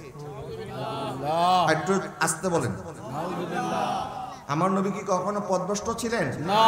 নবী কি কখনো পথহারা ছিলেন? আমি যখন ঢাকা একটি বিশ্ববিদ্যালয়ের মধ্যে অনার্স প্রথম বর্ষে ভর্তি হলাম, একদিকে কাদরিয়া মাদ্রাসায় ফাজিলে ভর্তি হয়েছি, আর অনার্সে ভর্তি হয়েছি ইসলামিক স্টাডিজ ডিপার্টমেন্টে ইউনিভার্সিটি। তো ইউনিভার্সিটির প্রথম ক্লাসে একদম শুরুর দিন যে টিচার আমাদেরকে ক্লাস নেওয়ার জন্য আসছে, তিনি বলতেছেন এই আয়াত বলে বলতেছেন যে আল্লাহ পাক একজন রাখালকে, যিনি একসময় রাখাল ছিলেন, যিনি একসময় পথহারা ছিলেন, আল্লাহ পাক ওনাকে নবী বানিয়ে দিয়েছেন। যারা বলেন না নাউজুবিল্লাহ। দলিল দিচ্ছে ওয়াওয়াজাদাকা দাল্লান ফাহাদা। আমি এতগুলি ছাত্র, প্রায় 300-400 ছাত্র, কেউ কোনো শব্দ করছে না, সবাই চুপ, কারণ টিচার যা বলতেছে তো ছাত্র তো সেটাই অনুসরণ করবে, তাই না? আমি দাঁড়িয়ে গেলাম, আমি বললাম স্যার আমি বিনয়ের সাথে আপনার সাথে দ্বিমত পোষণ করছি, কারণ আমি একজন মাদ্রাসার স্টুডেন্ট, আপনি অর্থটা ভুল বলতেছেন, আমি তো আপনার অর্থটাকে শুদ্ধ করতে চাই, আপনি সঠিক অর্থ বলতেছেন না। কারণ আমার আকীদা বিশ্বাস আমার নবী কোনোদিন এক মুহূর্তের জন্য আমার নবী কখনো পথহারা ছিলেন না। ঠিক, কারণ আমার নবী তো তখন থেকে নবী, কুনতু নাবিয়্যান ওয়া আদামু বাইনা রূহি ওয়াল জাসাদ। আদম আলাইহিস সালামের সৃষ্টির পূর্বেও আমার নবী নবী ছিলেন। তা আমার নবী পথভ্রষ্ট থাকবেন কেমনে? নবী কি জীবনে 40 বছর আগে কোনোদিন মিথ্যা কথা বলছেন? ব্যবসার মধ্যে কখনো ভেজাল মিশাইছেন? আমানতের খেয়ানত করেছেন? মক্কার কাফেরও তো আমার নবীকে আলামিন বলতো, সাদিক বলতো। তোর নবী কিভাবে পথহারা ছিলেন আমাকে বলে? তো বলতেছে তাহলে তুমি দেখো না, আল্লাহ পাক বলেছেন ওয়াওয়াজাদাকা দাল্লান ফাহাদা। দল শব্দের অর্থ কি? কোরআন শরীফের মধ্যে আমরা সূরা ফাতিহার মধ্যে পড়ি গায়রিল মাগদুবি আলাইহিম ওয়ালাদ দাল্লিন। তো দল শব্দের অর্থ তো পথভ্রষ্ট। আমি বললাম স্যার আমরা ক্লাস 9, 10 আলিম প্রথম বর্ষ, দ্বিতীয় বর্ষে একটা বই পড়ছি, এটার নাম হচ্ছে বালাগাত। বালাগাত মানে হচ্ছে অলংকার শাস্ত্র। কোরআনকে আল্লাহ সুবহানাহু ওয়া তাআলা এরকম বালাগাত দিয়ে কোরআনের বিভিন্ন আয়াতকে আল্লাহ পাক সাজিয়েছেন। কোরআনের মধ্যে যে বালাগাতপূর্ণ শব্দ আল্লাহ পাক ব্যবহার করেছেন, একই শব্দ একাধিক জায়গায় ব্যবহার হয়েছে এবং একই শব্দের অর্থ ভিন্ন। শব্দ এক, অর্থ কি ভিন্ন।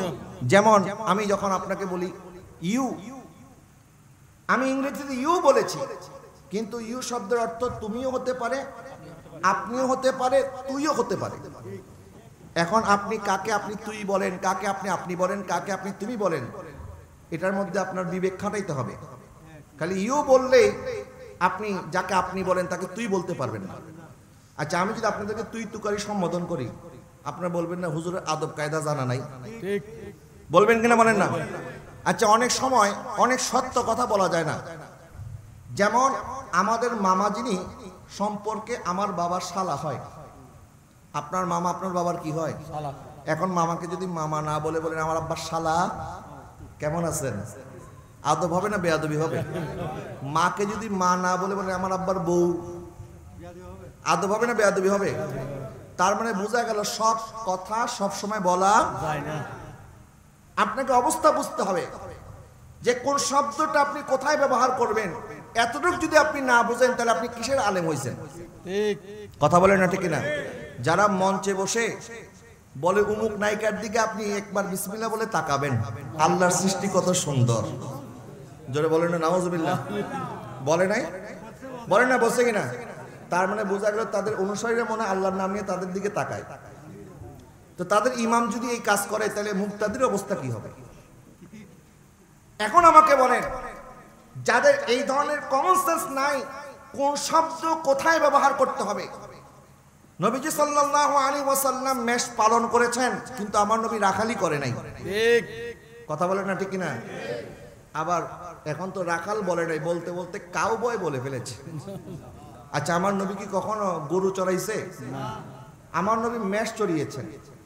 এখন এই জন্য যখন কাউবয় বলেছে, তাদের 1990 সালের সেই ফুটবলার এখন তার ছোট ভাইকে সংশোধন করে দিয়ে বলতেছে, তুমি যেটা কাউবয় বলেছো আসলে এটা ভুল হয়েছে, তোমাকে বলতে হতো গট বয়, মানে ছাগলের রাখাল।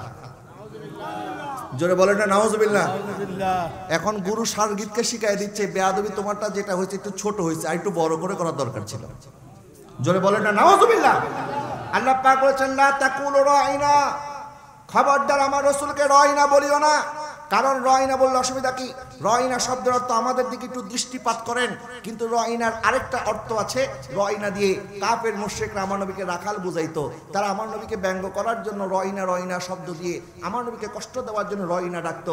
আমার আল্লাহ পাক বুঝাই দিলেন, যেই শব্দ দিয়ে আমার নবীর শানে বেয়াদবি হয়, খবরদার ওই শব্দ যত সুন্দর হোক না কেন, ওই শব্দ আমার নবীর শানে বেয়াদবি, আমার নবীর শানে ব্যবহার করা যাবে না। যেমন আপনি যদি মীর বংশের হন, মীর বংশের কোন ছেলের নাম মানুষ জাফর রাখে না। ঠিক ঠিক কিনা বলেন? কারণ তখন নাম কি হয়ে যাবে? আচ্ছা, জাফর নামটা সুন্দর না? সুন্দর। কিন্তু মীর বংশের কেউ জাফর রাখে না, কারণ মীর জাফর এটা একটা খারাপ চরিত্রের নাম। ইয়াজিদের নাম সুন্দর।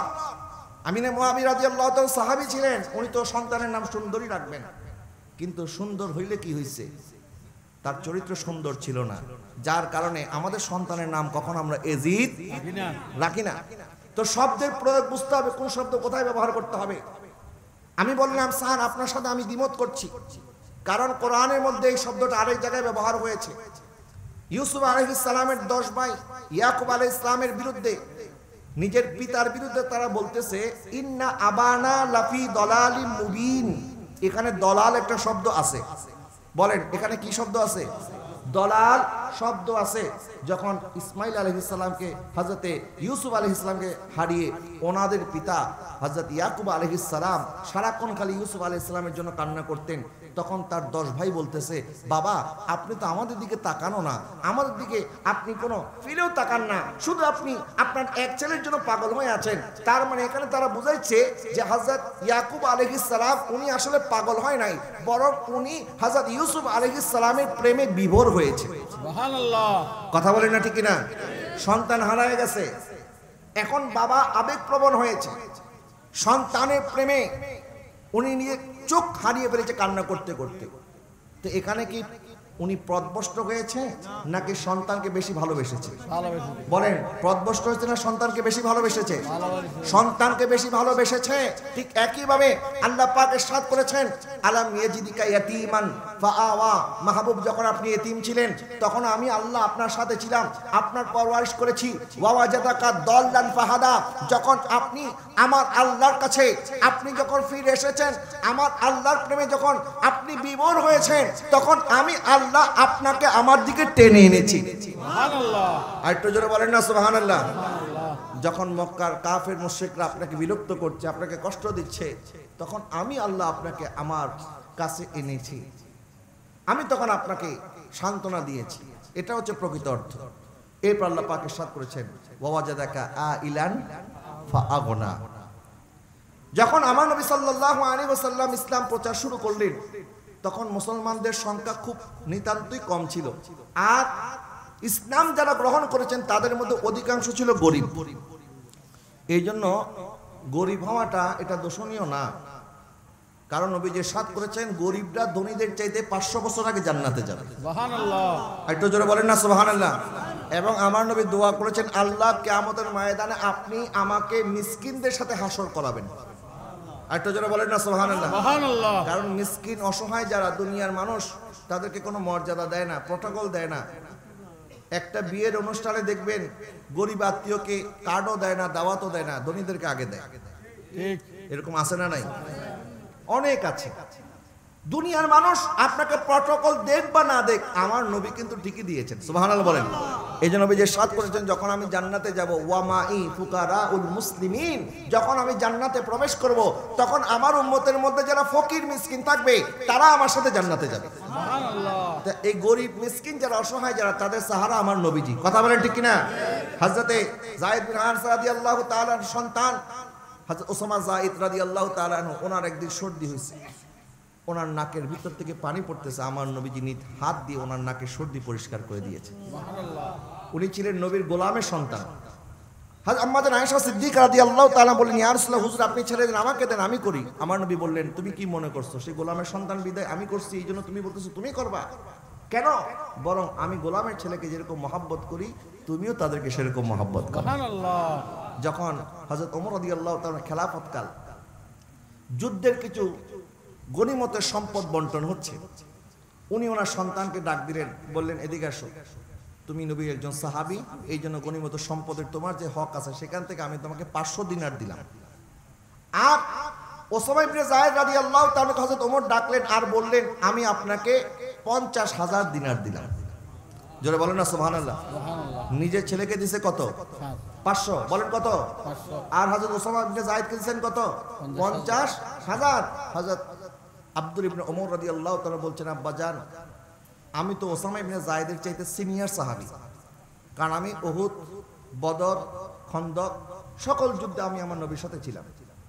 যখন সে মদিনার মধ্যে ছোট বাচ্চাদের সাথে খেলাধুলা করত, যখন সে নবীর সাথে কোনো যুদ্ধের ময়দানে যায় নাই, তখন আমি নবীর সাথে যুদ্ধের ময়দানে কি জিহাদ করেছি। তো আপনি আমাকে দিলেন 500 আর আপনি তাকে দিলেন 50,000, আমি তো বিষয়টা বুঝতে পারলাম না। তখন হযরত ওমর ফারুক রাদিয়াল্লাহু তাআলা বলছেন, আব্দুল ইবনে শোনো, তুমি মনে করছো তুমি বড় সাহাবী, তুমি মনে করছো যে তুমি আমিরুল মুমিনিনের সন্তান, তুমি আরো বেশি পাওয়ার হকদার, কিন্তু আমি তো তোমাকে কোনোদিন দেখি নাই আমার নবী তোমার নাক পরিষ্কার করে দিয়েছে। আমি দেখেছি ওসামা ইবনে যায়েদের নাক আমার নবী পরিষ্কার করেছে। সুবহানাল্লাহ। আমার নবী কখনো তোমাকে নিজের ঘোড়ার মধ্যে বসায় নাই, কখনো উটের পিঠে আমার নবী তোমাকে নিয়ে সাওয়ার হয় নাই, কিন্তু মক্কা বিজয়ের দিন আমি দেখেছি আমার নবীর সাথে ওসামা ইবনে যায়েদ রাদিয়াল্লাহু তাআলা আনহুকে আমার নবী নিজের সঙ্গী করে ওই উটের পিঠের মধ্যে আমার নবী চড়িয়েছেন, এবং এই ওসামা ইবনে যায়েদের খুশি দেখে আমার নবী খুশি হয়েছে।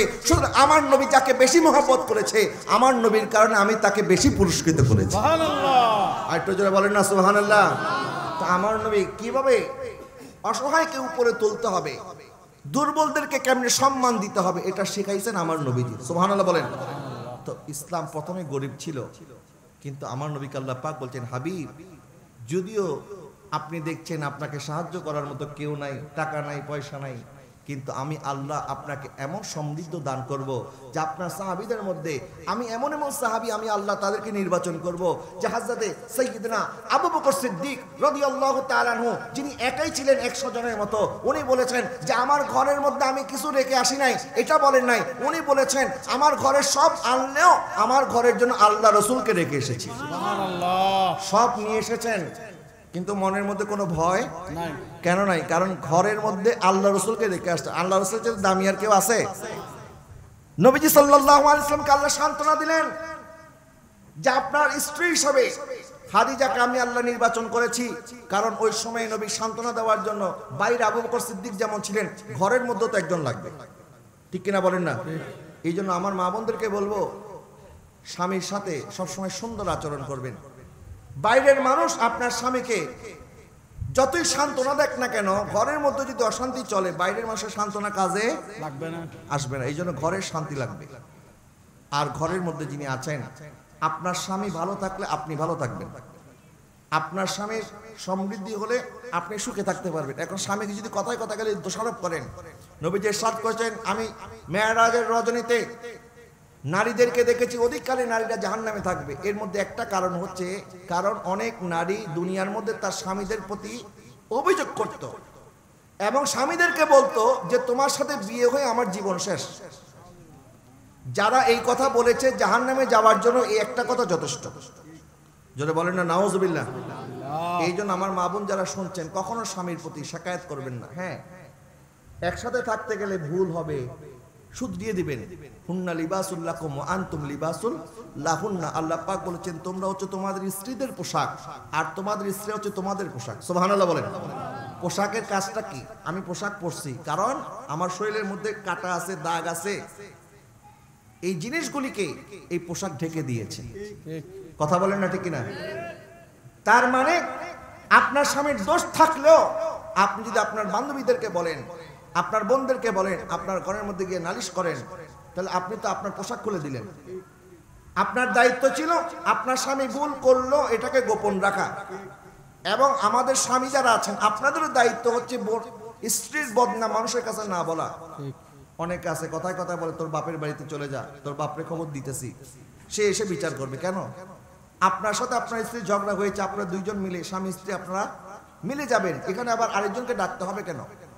এই পোশাকের কাজ হচ্ছে আমি সুন্দর পোশাক পরেছি যেন আমাকে সুন্দর লাগে। ঠিক একইভাবে স্বামী এবং স্ত্রীর মাধ্যমে মানুষের চরিত্রকে আল্লাহ পাক সুন্দর করে দেয়। জোরে বলেন না সুবহানাল্লাহ। দেখেন আল্লাহ পাকের কথা, শব্দটা কত সুন্দর। হুন্না লিবাসুল লাকুম ওয়া আনতুম লিবাসুল লাহুন্না। তোমরা একে অপরের পোশাক। আম্মা জান খাদিজা রাদিয়াল্লাহু তাআলা আনহা আমার নবীর পাশে ছিলেন।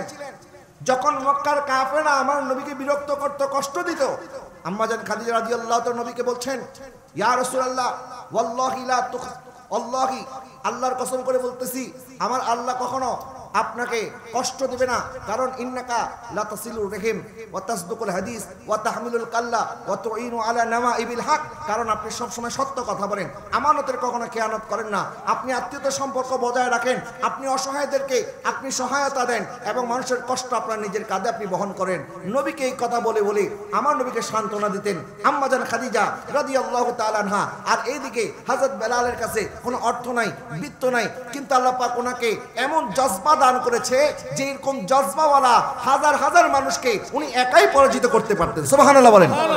তা আমার নবীকে সমৃদ্ধি দান করেছেন কে? আল্লাহ। আমরা যদি আল্লাহর উপরে ভরসা করি, আল্লাহ আমাদেরকে সমৃদ্ধি দিতে পারে কি পারে না? আর একটু জোরে বলেন না, পারে কি পারে না? এই জন্য এখান থেকে আমাদের সবক নিতে হবে, মেসেজ নিতে হবে। যারা কথায় কথায় হতাশ হয়ে যান, ডিপ্রেশনে চলে যান, যারা মনে করেন আমার পাশে তো কেউ নাই, আমি চোখে যা দেখি খালি অন্ধকার দেখি, না না বাবা, আমাদের সাথে একজন আছেন, তিনি কে? আল্লাহ। আর মানুষ আপনাকে যতই ক্ষতি করতে চাক, যতই আপনাকে নিচে নামাতে চাক, ইজ্জত দেওয়ার মালিক কে? আল্লাহ। ঠিক আমার নবীকে আল্লাহ সুবহানাহু ওয়া তাআলা এই আয়াতের মাধ্যমে যেভাবে সান্ত্বনা দিয়েছেন, আমরাও যদি আমার নবীর সেই সুন্নতকে ধরে রাখি, আল্লাহর উপরে ভরসা করি, আমাদেরকে রাস্তা দেখায় দিবেন কে? আল্লাহ। এই জন্য কখনো নিরাশ হওয়া যাবে না। বলেন না, কখনো নিরাশ হওয়া যাবে না। আল্লাহর প্রতি ভরসা রাখতে হবে। আল্লাহ পাক আমাদের সবাইকে এটা বুঝার এবং আমল করার জন্য তৌফিক দান করুন। সবাই বলেন আমিন। আজকের এই মাহফিলের জন্য আমার ভাই জনাব মোহাম্মদ শাহজাহান সাহেব, আমি অত্যন্ত মহাব্বত করি, আমার মহাব্বতের ভাই, এবং এই মাহফিলটা আমার কাছে মনে হয় আমি নিজের ঘরে আসছি। ওনার ঘরে যখন আমাকে নিয়ে যায়, আমার কাছে মনে হয় এটা আমার নিজের ঘর, কারণ এখানে আমি অনেকবার এসেছি। আর শাহজাহান ভাইয়ের সাথে প্রায় কথা হয়, অত্যন্ত মহাব্বতের মানুষ। কারণ যেখানে আওলাদ রাসূলগণ, আমার হুজুর কিবলা সৈয়দ মোহাম্মদ সাবের সাম্মাদ রাদিয়াল্লাহু, যেখানে আমাদের চাঁদগাঁও গাউসিয়া কমিটির প্রতি খুশি, তার মানে বোঝা গেল আপনাদের ভিতরে কিছু আছে। না থাকলে তো আমার হুজুর আপনাদেরকে প্রথম যে পুরস্কারটা চাঁদগাঁও থানার ভাইদেরকে সম্মানিত করেছেন। এই চাঁদগাঁও নিবাসী যারা আছেন তাদেরকে আমি অত্যন্ত মহাব্বত করি। শাহজাহান ভাই সহ আরো যারা আছেন ওলামায়ে কেরাম, প্রত্যেককে আমি অন্তঃস্থল থেকে দোয়া করি আল্লাহ সুবহানাহু ওয়া তাআলা আমার ভাইদের খেদমতকে যেন কবুল করে। সবাই বলেন আমিন। এবং পাশেই কবরস্থান আছে, আজকের কবরবাসীও তারা আনন্দিত, কারণ এই যে আমাদের কবরবাসী যারা, এরা অপেক্ষায় থাকে কখন আমার আত্মীয় স্বজন আসবে, আমাদের জন্য কিছু হাদিয়া পাঠাবে।